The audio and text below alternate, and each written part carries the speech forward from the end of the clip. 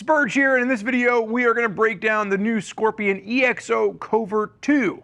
So if you are familiar with the Covert line, you might think that the Covert is a helmet that has 3 different functions. You are correct. The new Covert 2, however, is going to be a 3/4 helmet with a removable chin bar. So you'll see right here, if you push the little button on the side, the chin bar easily pops off and you're left with a 3/4 helmet. If you're wondering to yourself, well, what happened to the functionality of the original Covert, which actually could have a removable chin bar and the sides could be removed, and then you were left with just a little half helmet at the top, that is now going to be the Covert X. And while this chin bar does a great job of preventing debris and bug splatter from messing up your beautiful face, it's not necessarily designed to keep you safe in a crash. The safety on this is truly much more of a 3/4 helmet in functionality. So if you want a full face version of the Covert, you want to be looking at the Covert FX. So this new Covert 2 is going to sit right in the middle of the line from Scorpion, again giving you more protection than what you would get with the Covert X, but not quite the same full face protection as the Covert FX. But if you're somebody that likes a little bit more modularity and you want a little bit more of an option to get some of that wind on your face, that is where the EXO Covert 2 is now going to come into play. That out of the way, price on this around the $210 mark, about $5 more affordable than the Covert Uno. Let's go ahead and break down what you're getting. So first and foremost, polycarb shell. It's going to have 2 different shell sizes available. From a shell size range, extra small up to large is one shell size, and then from extra large up to 3XL is the next shell size. 2 intake vents at the front, no intake at the back, no exhaust vents on that. So you're going to see one of the intakes is right up at the top, and you just have a little switch to go left and right. Left is closed, and then right is open. And then you are going to have a vent at the chin. You can close and open the vent on the inside of the chin on this one. And then from a weight standpoint, 3 pounds, 1 ounce in a medium, and that is roughly 1 ounce heavier than the Covert that we threw on the scale. So it got a little bit of weight, but honestly, I don't think most people are going to notice the 1 ounce difference as it relates to the medium. So from a sizing standpoint, anytime we're talking about sizing, it's really important to note that different helmets have different internal shapes. If you're not sure what we're talking about here, we have a beautifully done helmet sizing guide to walk you through exactly how to size and buy a motorcycle helmet if you've never done this before.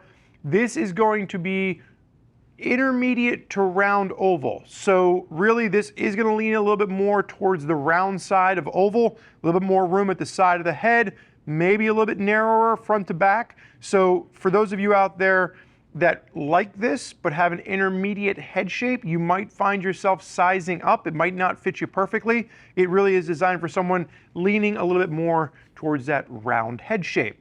So that is a bit different than what we saw with the last Covert. The last Covert was probably a little bit truer to intermediate oval, so just keep that in mind if you're coming off the previous version. Sizes will range from an extra small all the way up to a 3XL.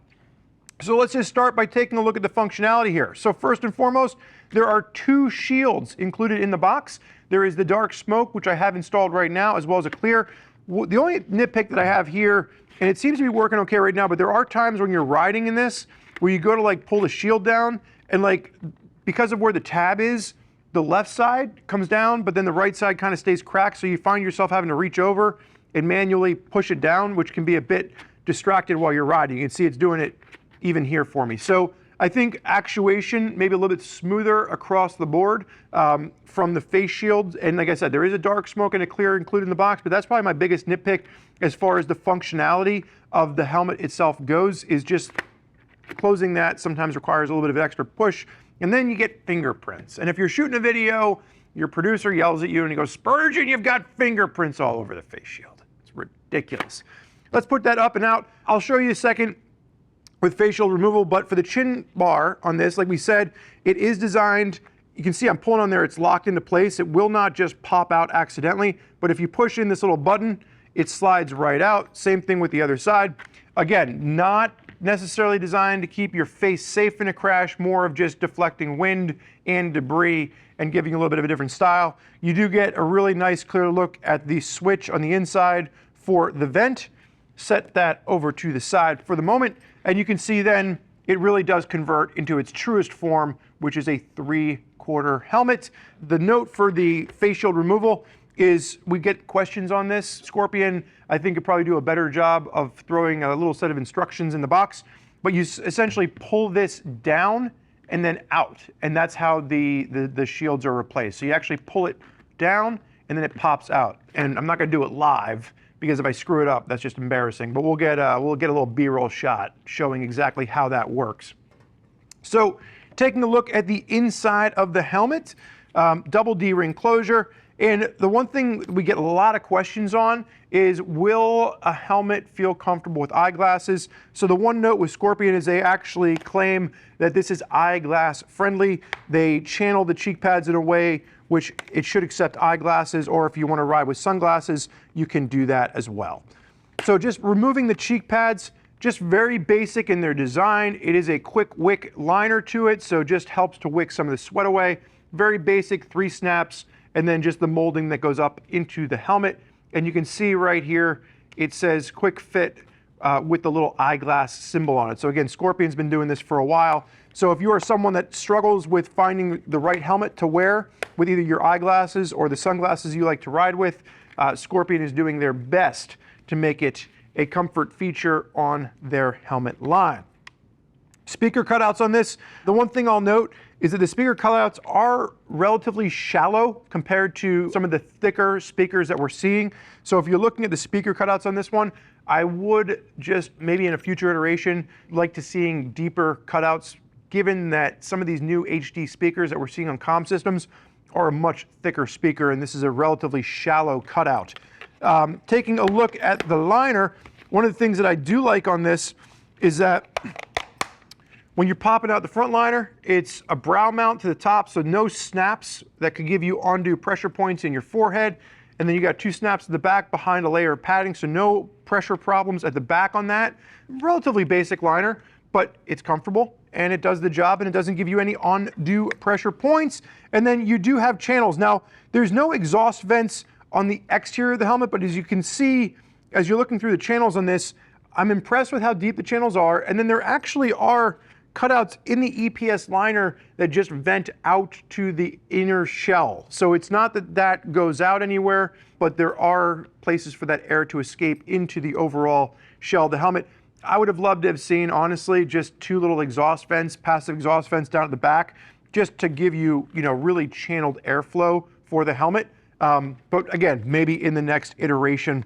For those of you out there that are fans of the Covert, and maybe you were looking for something a little bit different, again, remembering that that original Covert was not just 3/4 or full face. You also had the modularity to go to a half helmet. If that's really what you're looking for as a replacement to your old original Covert, you'd be looking at the Covert X now. For those of you that were looking for a little bit more protection than the original Covert has to offer, that's where the Covert 2 comes into place. Because again, you're now getting a true 3/4 helmet, which is going to give you that extra protection around the side of your head. The one thing that I'll note is that if that original Covert fits you perfectly, you might have to consider sizing up a little bit to accommodate the new internal fit that we're seeing with the Covert 2. Other than that, I like some of the changes that we're seeing with this from a safety perspective. And again, my main nitpick is just with the actuation, excuse me, on the face shield.